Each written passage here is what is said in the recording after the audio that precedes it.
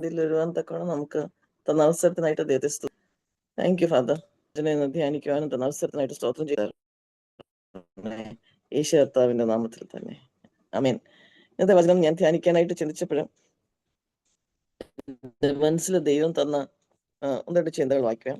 യെശയ്യാവ് 48 അധ്യായം അതിന്റെ 17 തൊട്ട് 19 വരെ. നമ്മൾ പലപ്പോഴും നമ്മുടെ ജീവിതത്തെ പറ്റി ഒത്തിരി വറി ചെയ്യുന്ന ആൾക്കാരാണ്. നമ്മൾ ചിന്തിക്കുന്ന, നമ്മൾ ആഗ്രഹിക്കുന്ന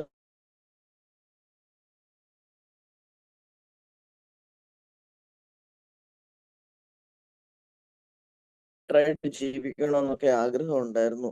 അതൊന്നും നടക്കുന്നില്ല. എല്ലാ രീതിയിലും നമ്മുടെ സ്വഭാവം, നമ്മുടെ ജീവിതത്തിനെ പറ്റി തന്നെ നമ്മൾ ഡിപ്രസ്ഡാ. അയ്യോ, ഞാൻ ഇതിനേക്കാളും നല്ലതായിട്ട് ജീവിക്കായിരുന്നു, ഇതിനേക്കാളും ഞാൻ ഈ വിഷയത്തെ പറ്റിക്കുക. യെശയ്യാവ് 48 17 തൊട്ട് 19 വരെ. ഇത് ഞാൻ ആദ്യം ഇംഗ്ലീഷിൽ വായിക്കുക. Thus says the Lord your Redeemer, the Holy One of Israel. I am the Lord your God, who teaches you to profit, who leads you in the way you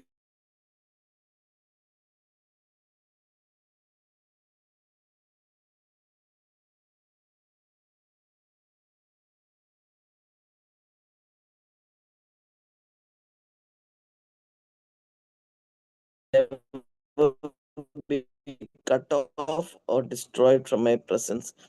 നമ്മളിൽ ആർക്കാണ് ഇങ്ങനെ ഒരു ജീവിതം ആഗ്രഹമില്ലാത്തത്? അതായത് നമ്മുടെ വെൽബീയിങ് എന്ന് വെച്ചാൽ നമ്മുടെ മലയാളം വായിക്കാം. ഇസ്രായേലിന്റെ പരിശുദ്ധനും നിന്റെ വീണ്ടെടുപ്പുകാരനുമായ യഹോവ ഇപ്രകാരം അരുളി ചെയ്യുന്നു, ശുഭകരമായി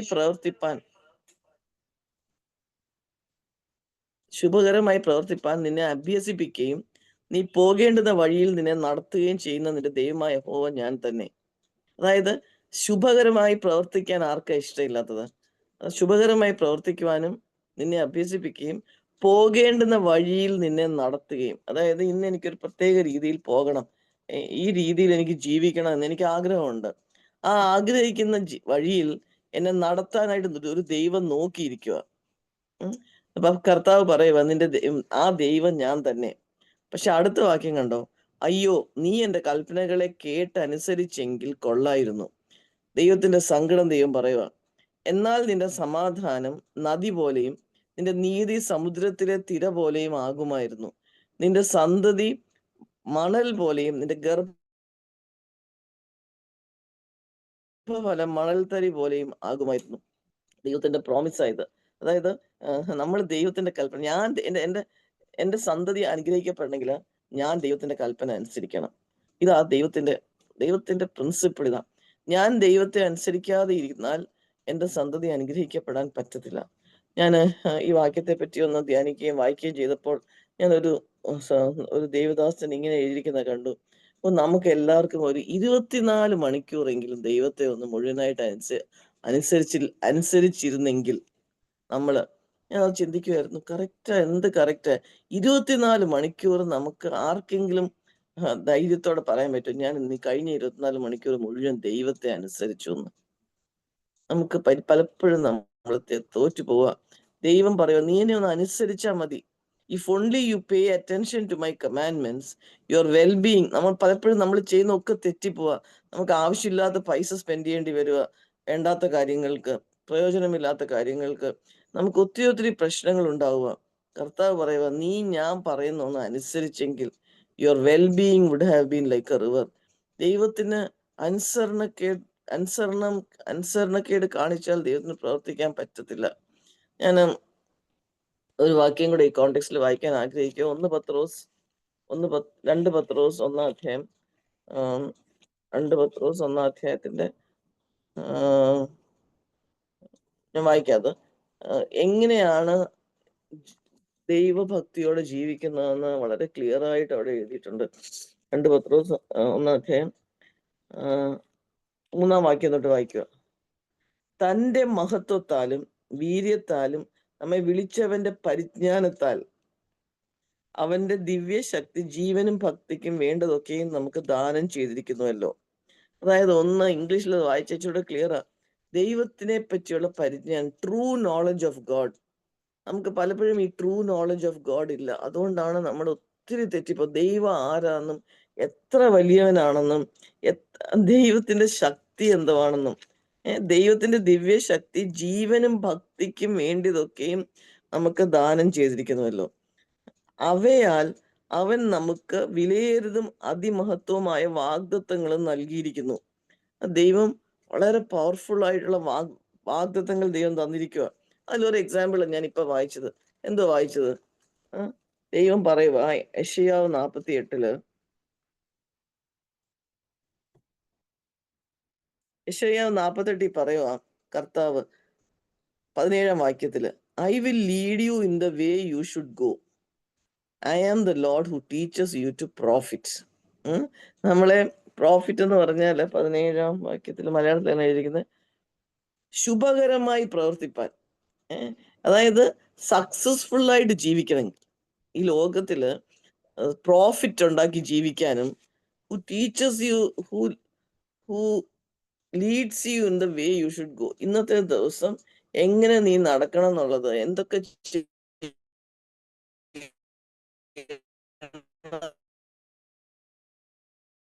എന്നുള്ളത് കാണിച്ചു തരുന്ന ദൈവം അതാ പറഞ്ഞത് ചെയ്തിരിക്കുക.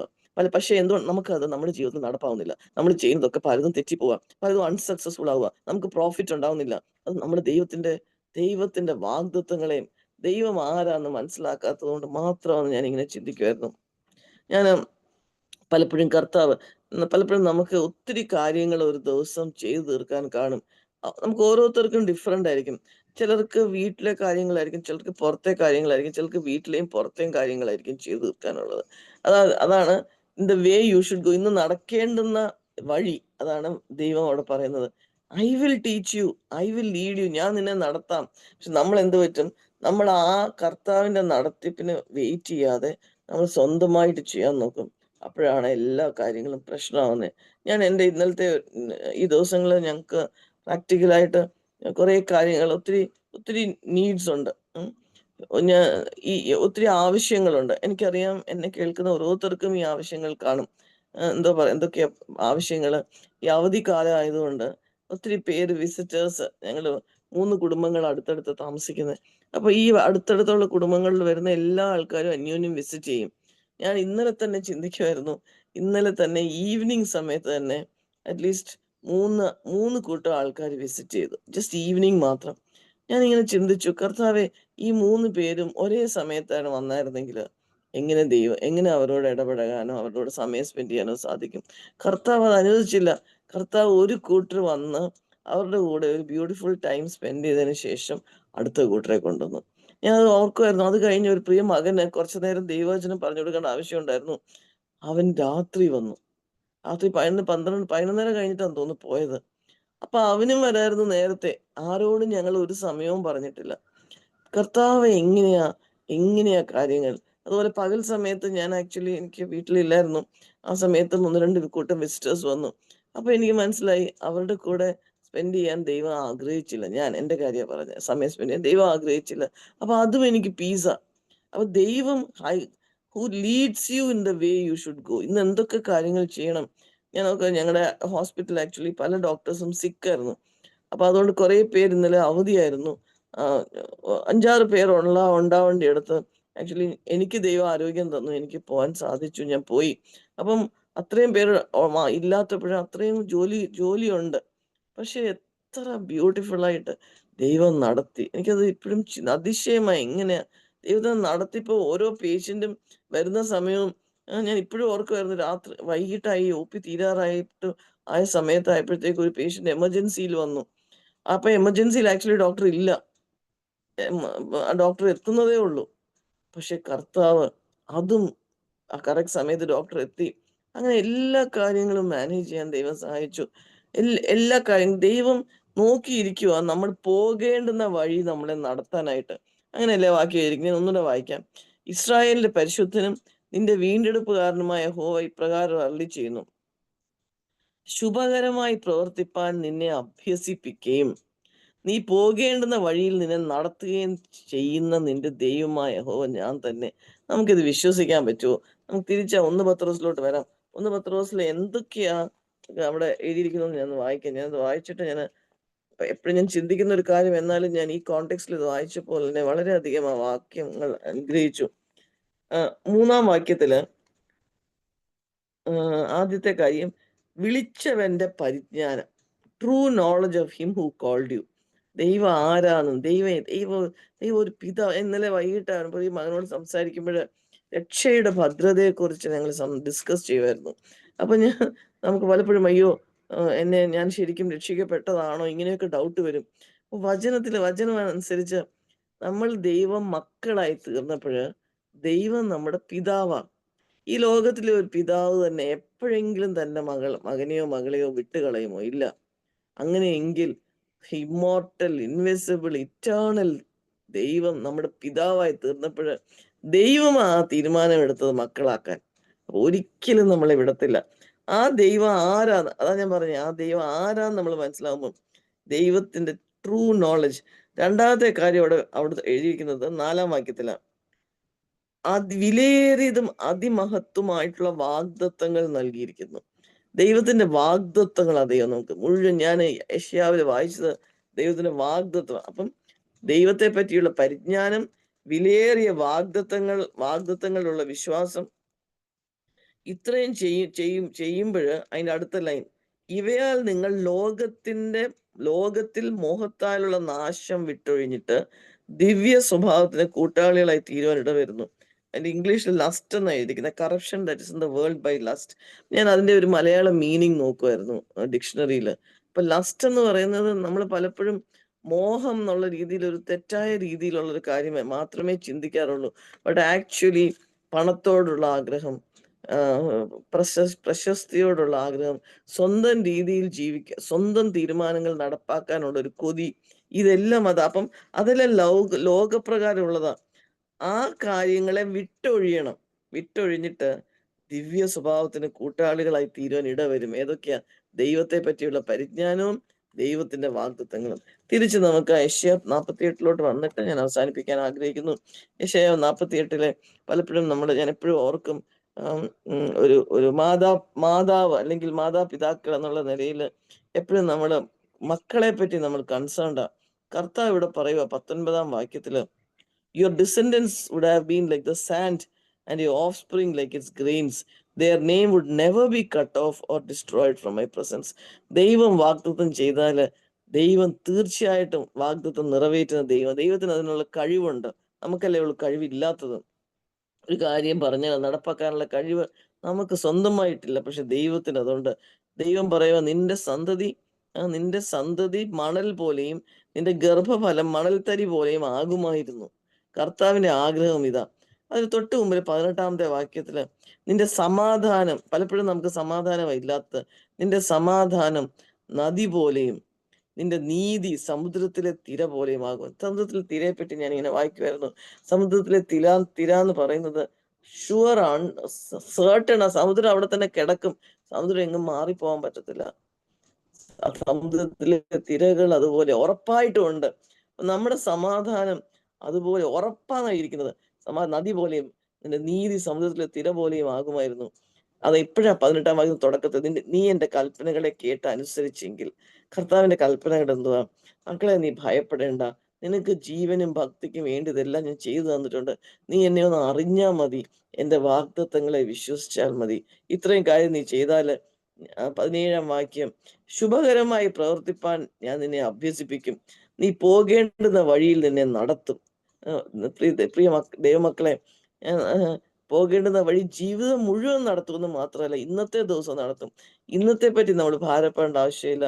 I will lead you in the way you should go. ഇന്ന് എന്തൊക്കെ ചെയ്യാനുണ്ടോ അതെല്ലാം ഞാൻ നിനക്ക് നടത്തും. ഞാൻ എൻ്റെ പേഴ്സണൽ ലൈഫിലെ എക്സ്പീരിയൻസ് വെച്ച് പറയും. ഞാൻ ഓർക്കുമായിരുന്നു, കഴിഞ്ഞ ഒരു 2 ആഴ്ചയിലെ നീഡ്സ് വളരെയധികം ഉണ്ടായിരുന്നു. ഫിനാൻഷ്യൽ നീഡ്സ് ഉണ്ടായിരുന്നു. ഒരു സമയത്ത് എങ്ങനെ പൈസ വെച്ച് മാനേജ് ചെയ്യുമെന്ന് ചിന്തിച്ചു. പക്ഷെ കർത്താവ് അതിശയകരമായിട്ട് വേണ്ടിയതെല്ലാം ദൈവം നടത്തി. കർത്താവ് അനുഗ്രഹിക്കപ്പെട്ട രീതിയിൽ മുമ്പോട്ട് നടത്തി. കർത്താവ് എല്ലാ നീഡ്സും ദൈവം ചെയ്യാനായിട്ട് ദൈവം സഹായിച്ചു. ഇതാ ദൈവത്തിന്റെ, I am the Lord your God who teaches you to profit and who leads you in the way you should go. If only you had paid attention to my commandments, then your well-being would have been like a river. Commandments എന്ന് പറയുന്നുണ്ടെ നമുക്ക് ഏതൊക്കെ commandments എന്ന് എനിക്ക് പറയാൻ നിർവാഹം ഇല്ലല്ലോ ഇപ്പോഴ്. കർത്താവിന്റെ വചനത്തിൽ പറഞ്ഞിരിക്കുന്ന ഓരോ കമാൻഡ്മെന്റും അന്യോന്യം താഴാൻ, അന്യോന്യം കെയർ ചെയ്യാൻ. ഞാൻ ഇന്നലെ ഒരു പ്രിയ മകളോട് സംസാരിക്കുമായിരുന്നു. എപ്പോഴും അങ്ങോട്ട് കൊടുക്കാൻ ആഗ്രഹിക്കുക. To give and not to get. Give എന്ന് പറയുമ്പോൾ to give respect, to give honour, give love, not to desire for honour, not to desire for respect. പക്ഷെ വെൻ യു ആർ ഗിവിങ്, ഇതൊക്കെയാ ദൈവത്തിന്റെ കമാൻഡ്മെന്റ്. ടു ലവ്, മറ്റുള്ളവർ സ്നേഹിക്കുന്നത് കൊണ്ടല്ല സ്നേഹിക്കാനായിട്ട്, സ്നേഹിക്കാൻ പ്രയാസമുള്ളവരെ സ്നേഹിക്കാനായിട്ട്. ദൈവത്തിന്റെ ഈ കമാൻഡ്മെന്റ്സ് നമുക്ക് ഒബേ ചെയ്യാം.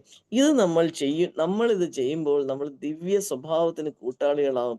നമ്മൾ ദിവ്യ സ്വഭാവത്തിന് കൂട്ടാളികളാവുമ്പോൾ അതിന്റെ തൊട്ട് കൂടുക പറഞ്ഞിരിക്കുന്നത്, നിന്റെ മക്കൾ, നിന്റെ സന്തതി ഇത്രയും ബ്ലെസ്സഡ് ആവും. ചുരുക്കത്തിൽ പറഞ്ഞാൽ നമ്മൾ ദൈവത്തിന്റെ വചനം ഒബേ ചെയ്യുമ്പോൾ നമ്മുടെ സന്തതി ബ്ലെസ്ഡ് ആവും. അല്ലെങ്കിൽ നമുക്ക് ആ ബ്ലെസ്സിങ്, ദൈവത്തിന് കണ്ടീഷൻ ഉണ്ട് അവിടെ ബ്ലെസ്സിങ്ങിന്. ആ ദൈവം നമ്മളെ സഹായിക്കട്ടെ. നമുക്ക് ഈ വചനത്തിന് കീഴ്പ്പെടാം. ദൈവത്തിന് നാം വാഴ്ത്തപ്പെടുമാറാകട്ടെ. പ്രാർത്ഥിക്കാം. കർത്താവെ, ഞങ്ങൾ അങ്ങേ സ്തുതിക്കുന്നു. അങ്ങയുടെ സന്നിധിയിൽ വരുവാൻ തക്കവണ്ണം തന്ന വലിയ ഭാഗ്യത്തിനായിട്ട് സ്തോത്രം ചെയ്യുന്ന കർത്താവെ, ഞങ്ങൾ കേട്ട വചനം ഞങ്ങളുടെ ജീവിതത്തിന് ജീവനും ഭക്തിക്കും ഇത് ആക്കി തീർക്കണമെന്ന് പ്രാർത്ഥിക്കുന്നു കർത്താവ്. ഞങ്ങൾക്ക് ഈ തന്നെത്താനെ ചെയ്യാനായിട്ടുള്ള കഴിവില്ല കർത്താവെ. എന്നാൽ കർത്താവ് ഞങ്ങളെ നടത്തണമെന്ന് പ്രാർത്ഥിക്കുന്നു. കർത്താവ് പറഞ്ഞിട്ടുള്ളത്, കർത്താവെ, ഞാൻ ഈ വചനം അനുസരിച്ചാൽ you will lead me in the way I should go today എന്ന് കർത്താവ് പറയുമ്പോൾ ഞാൻ വിശ്വസിച്ചാൽ മതി കർത്താവെ. അതാണ് അനുസരണം. വിശ്വസിച്ച് സമാധാനമായിട്ടിരിക്കുമ്പോൾ എൻ്റെ സമാധാനം നദി പോലെയും എൻ്റെ നീതി സമുദ്രത്തിലെ തിര പോലെയും അങ്ങ് ആക്കും. എൻ്റെ സന്തതി അനുഗ്രഹിക്കപ്പെടും. അവർ മണൽ പോലെയും മണൽ തരി പോലെയും ആകുമെന്നാണ് പറഞ്ഞിരിക്കുന്നത് കർത്താവ്. അത്ര അങ്ങ് ബ്ലെസ്ഡ് ആക്കാൻ പോവാ കർത്താവെ. ലോർഡ്, ഞങ്ങൾ വിശ്വസിക്കും. ഞങ്ങൾ ഓരോരുത്തരും ഇത് വിശ്വസിക്കുന്ന കർത്താവെ. ഞങ്ങളുടെ ജീവിതത്തിലെ പ്രാവർത്തികമാക്കുവാൻ ഞങ്ങളെ സഹായിക്കാൻ പോകുന്നതിനായി സ്തോത്രം. അങ്ങയുടെ വചനം പറഞ്ഞിരിക്കുന്നത് കർത്താവെ, ദൈവത്തിന്റെ ട്രൂ നോളജ് കൊണ്ടും ദൈവത്തിന്റെ വാഗ്ദത്തങ്ങളുടെ വിശ്വാസം കൊണ്ടും ദൈവ സ്വഭാവത്തിന് കൂട്ടാളിയായി തീരാൻ കർത്താവെ ഞങ്ങളുടെ ജീവിതത്തിൽ അതില്ല കർത്താവെ. കർത്താവ് ഞങ്ങളെ സഹായിക്കാൻ പോകുന്നതിനായി സ്തോത്രം. യേശു കർത്താവിന്റെ നാമത്തിൽ തന്നെ. ആമേൻ. Praise the Lord.